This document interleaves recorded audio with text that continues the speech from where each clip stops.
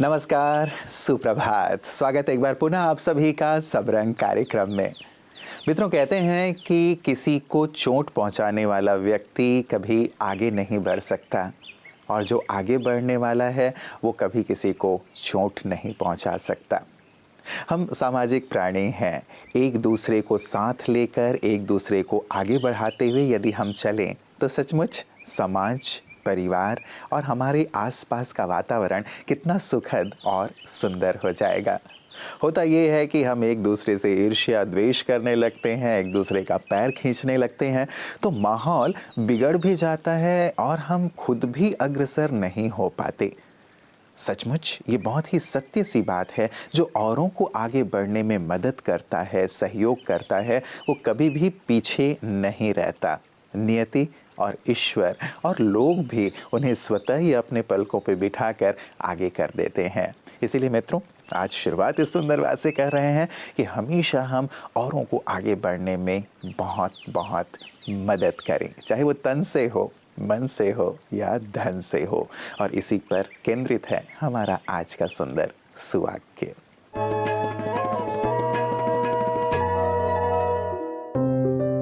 जो औरों को अग्रसर करे वो स्वयं को विकसित करे। हर एक मनुष्य ईश्वर के दिए हुए कई गुणों से सज्जित है। स्वयं से अनभिज्ञ होने के कारण ही कभी कभी हम दूसरों से स्वयं की तुलना कर असुरक्षित महसूस करने लगते हैं। लेकिन जब हमारे गुण जागृत हो जाते हैं तो हम सफलता की ओर बढ़ते हुए परिपूर्ण और समृद्ध बन जाते हैं। आंतरिक गुणों से परिपूर्ण होने के बाद हम निस्वार्थ भावना से भर जाते हैं और तब हमें यह महसूस होता है कि औरों को भी एक अवसर प्रदान करना चाहिए। और वास्तव में यही भावना हमें सबसे आगे ले जाकर सबका अग्रणी बनाती है। ईश्वर ने भी यही कहा है कि दूसरों को आगे बढ़ाना ही स्वयं आगे बढ़ना है। इसीलिए जब आप औरों को अग्रसर करेंगे तब वे सभी मिलकर आपको आगे बढ़ाएंगे।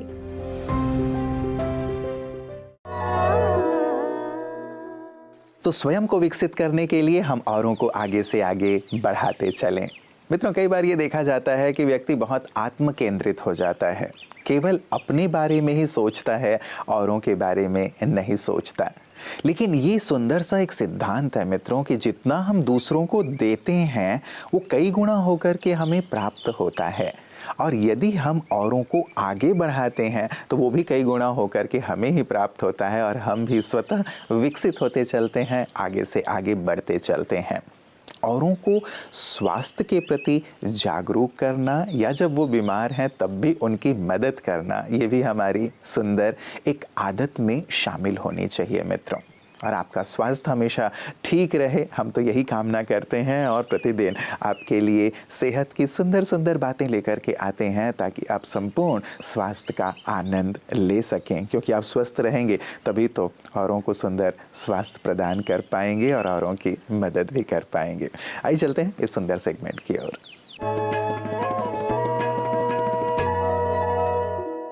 ओम शांति। आज हम कॉन्स्टिपेशन के एक्सरसाइजेस के बारे में जाना था। लास्ट टाइम हमने डाइट के बारे में देखा था, आज हम एक्सरसाइज देखेंगे कि कौन सी एक्सरसाइज करें जिससे हम कॉन्स्टिपेशन ठीक रखें अपनी। तो रोज़ हम जब पानी पिएंगे, तांबे के लोटे का पानी पिएंगे जब, तो हम उसके बाद ये 3 एक्सरसाइजेस करें। पहला है तड़ासन, दूसरा है त्रियक और तीसरा है कटी चक्रासन। ये तीनों एक्सरसाइज 10-10 टाइम्स करें और फिर आप जब जाएंगे तो आपका पेट अच्छे से साफ होगा। और हफ्ते में एक बार ऐसा भी कर सकते हैं कि आप थोड़ा सा नमक, 1 चम्मच नमक डालें पानी में 1 लीटर, उसको थोड़ा लुकवार्म करें और उसको अच्छे से मिक्स करें नमक को, और फिर वो पानी पी करके तुरंत पानी पीना है उसको।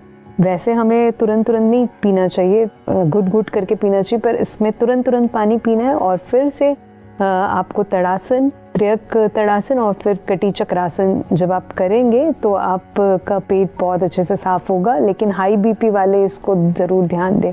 और दूसरा जो है लघु संग प्रक्षालन, आप किसी भी योगा टीचर के साथ सीख सकते हैं और वो करेंगे तो बहुत अच्छा है। हफ्ते में एक बार, 15 दिन में एक बार करते हैं तो उससे आपका हमेशा पेट अच्छा रहेगा, साफ रहेगा। अब हम जो है रेगुलर एक्सरसाइजेज जो करना है वो मैं आपको बता रही हूँ। कुछ 5 एक्सरसाइज करना है और कुछ प्राणायाम करना है ताकि आपका हमेशा पेट ठीक रहे। उसके लिए सबसे पहली एक्सरसाइज है उत्तान पदासन, सेकंड है चक्रा पदासन, थर्ड है पदा संचलासन, फोर्थ है नौकासना, फिफ्थ है सुप्त पवन मुक्तासन। ये पांचों एक्सरसाइज करने के बाद आप थोड़ा कपाल भारती करें, अग्निसार क्रिया करें। आई एम श्योर इससे आप हमेशा जो है कॉन्स्टिपेशन फ्री रहेंगे। ओम शांति। मित्रों, लाखों लोग प्रतिदिन संसार में आते हैं और चले जाते हैं। ये सृष्टि का नियम है, आना और जाना। लेकिन कुछ लोग ऐसे होते हैं जो आकर हमेशा के लिए लोगों के दिलों में बस जाते हैं, अमर हो जाते हैं। और ये वही लोग होते हैं जो अपने लिए नहीं लेकिन औरों के लिए जीते हैं। अपने लिए तो जीव जंतु भी जी लेते हैं, पशु पक्षी भी जी लेते हैं, वनस्पति भी जीते हैं, लेकिन औरों के लिए जीना, जिसकी बात आज हम कर रहे हैं, औरों को आगे बढ़ाना, औरों को अग्रसर करना, प्रेरित करना, उन्हें मदद करना, सहयोग करना, सचमुच ऐसे लोग अपने इस कर्म के माध्यम से सदा सदा के लिए अमर हो जाते हैं। और ऐसी एक महान विभूति थे प्रजापिता ब्रह्मा कुमारी ईश्वरी विश्वविद्यालय के वरिष्ठ राजयोगी भ्राता आस्पी जी।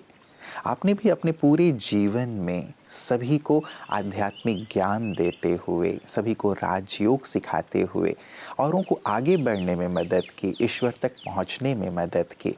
आज उनका स्मृति दिवस है। आइए महकती यादों में उनके जीवन के सुंदर प्रसंगों से हम भी प्रेरित हों।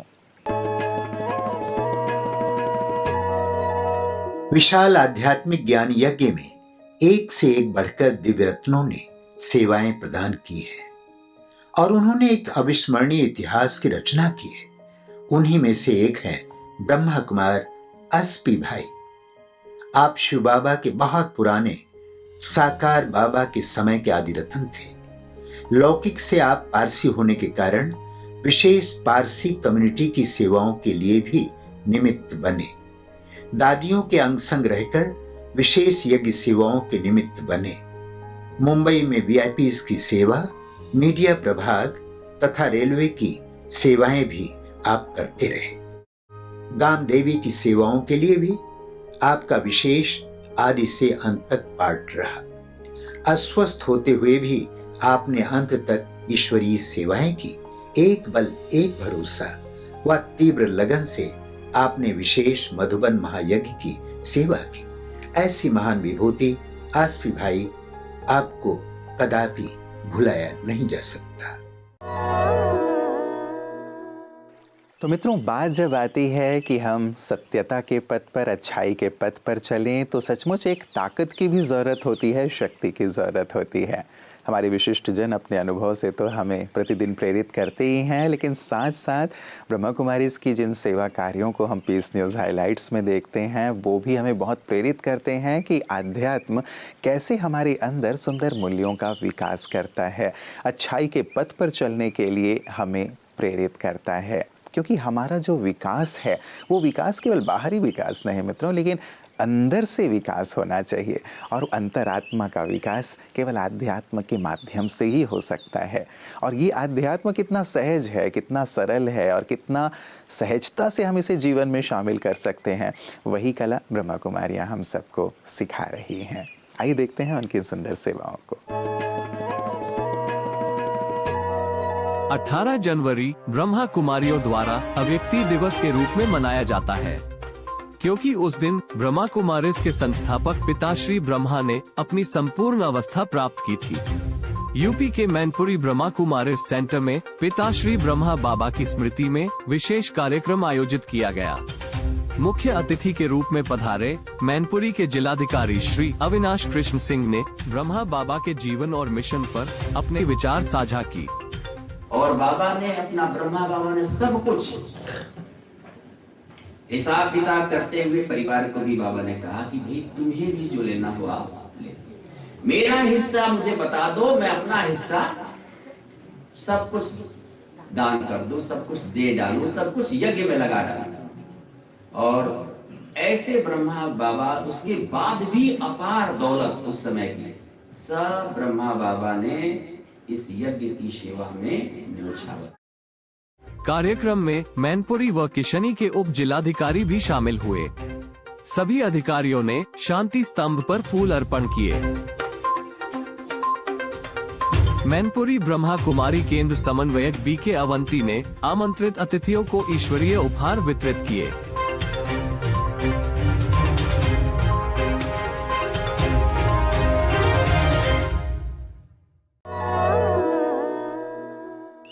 मित्रों, कहते हैं कि हम कितने सही हैं और कितने गलत हैं, ये संसार में केवल दो ही लोग जानते हैं।